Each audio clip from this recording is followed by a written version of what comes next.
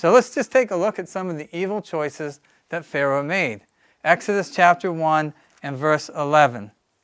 And here the Bible says, "So they put slave masters over them to oppress them with forced labor, and they built Pithom and Rameses as store cities for Pharaoh."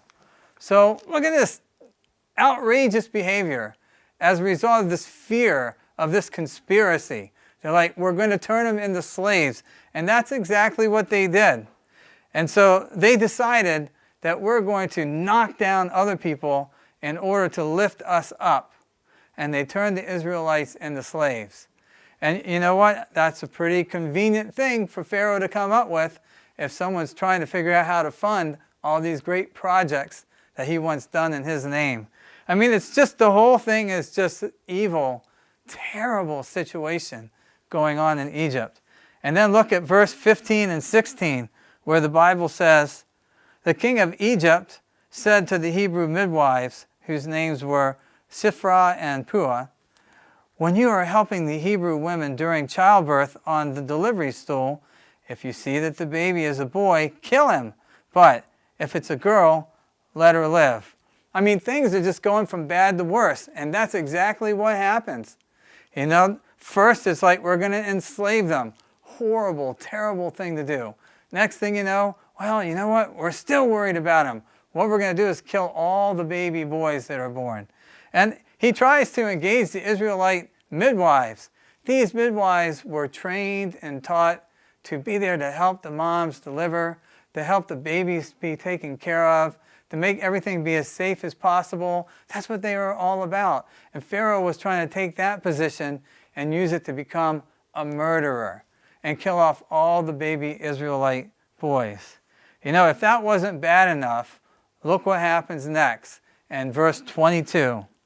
It says, "Then Pharaoh gave this order to all his people, 'Every Hebrew boy that is born you must throw into the Nile, but let every girl live.'"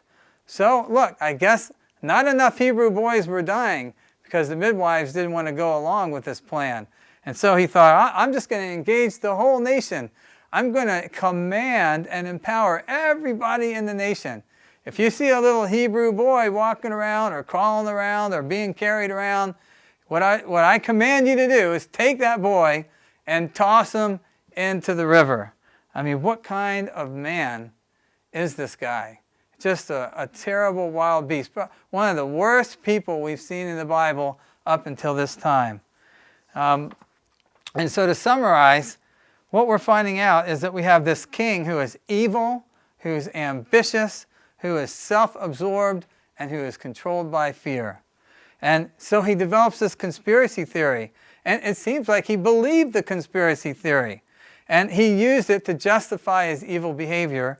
And he used it to motivate one group among the Egyptians to do evil deeds towards another group among the Egyptians.